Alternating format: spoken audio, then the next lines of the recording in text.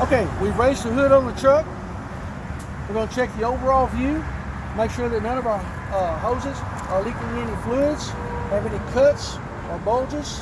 We're looking for any electrical wires that might be hanging or loose. Make sure that none of that has any legal tape or anything like that on it. Make sure there's no moisture on the side of the engine that might indicate a leak, such as oil. First thing we're going to check is going to be our coolant reservoir. We'll make sure it's properly mounted and secure. It's filled to the proper level. It's checked by eyesight. Our cap is secure. We're going to check our alternator. Make sure it's properly mounted and secure. Make sure our wires has no illegal tape, no chafing or frayed wires. We're going to make sure our belt, we're going to check that because our alternator is belt driven. Make sure there's no more than 3/4 inch slack in the belt itself. Our exhaust system, we'll check that. It consists of our turbo. Don't touch this if your engine's hot, it'll burn you. It consists of a turbo, back to our flex pipe. Our muffler will be down here. Walk all the way back to our tailpipe. We're going to check all of our brackets, make sure all of our U-bolts and nuts are present, secure, make sure nothing's bent or broken. We're going to also check for black soot, which might indicate a leak. We're going to go to the other side of the tractor.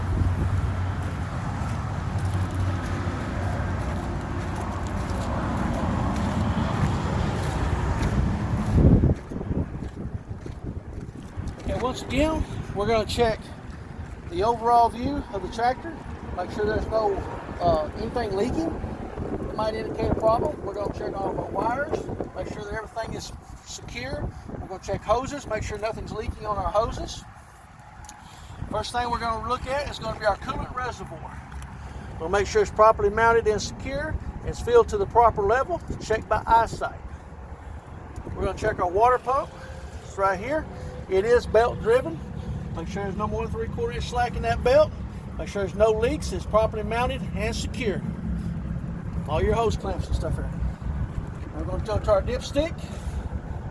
We'll check, make sure it's filled to the proper level and by eyesight.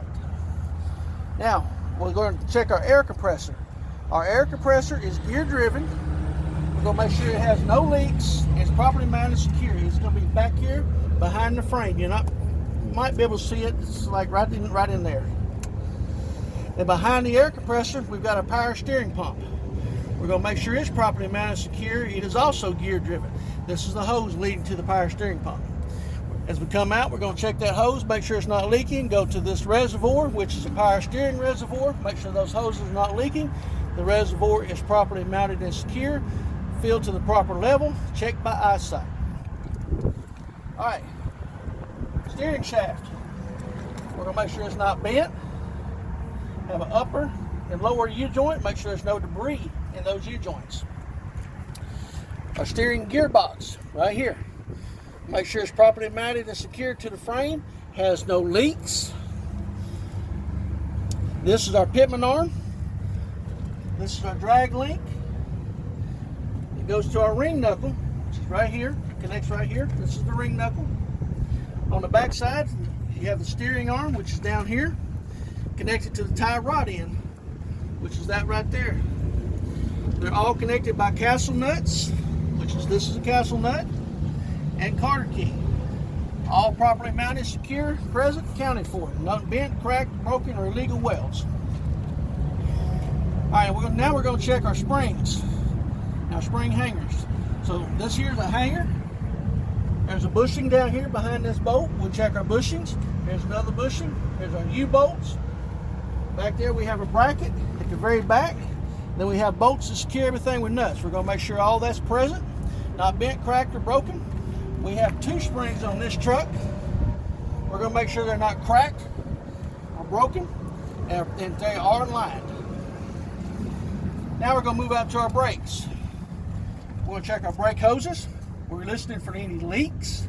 Make sure it's mounted and secure. We'll check our brake chamber. Make sure it's not bent. It's mounted and secure. No leaks. This is our push rod right here. We'll make sure it's not bent. It's connected to our slack adjuster. This is a slack adjuster. It's no more than 1 inch out of adjustment with wheels chalk and the brakes released. Inside here we have our brake pads. We'll make sure they're not no less than 1/4 the pad remaining. We're going to check our hub, make sure there's no cracks or worn dangerously thin. We're going to make sure there's no oil between the brake shoe itself and the hub. And we're all going to make sure it doesn't have any excessive dust. We'll work our way out to our tire. We're going to check the overall tread pattern of our tire, make sure it's evenly worn. This is a steer tire, so it'll have a 4/32 tread depth would be the minimum. It'll have 110 psi air pressure checked by air gauge. We're going to also check the air valve right here. We're going to make sure that it is not bent or broken or cracked. We're going to make sure it has an air cap on top of that. We'll come out to our rims. We're going to make sure that these rims are not cracked or have any illegal welds on them. We're going to check our lug nuts to make sure they're all present.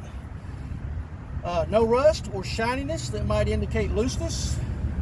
This is a hub oiler seal. We're going to check this seal to make sure that it doesn't leak. Around the outside, it has a rubber garment in it, so it can be checked by eyesight, so we would check the fluid level on that.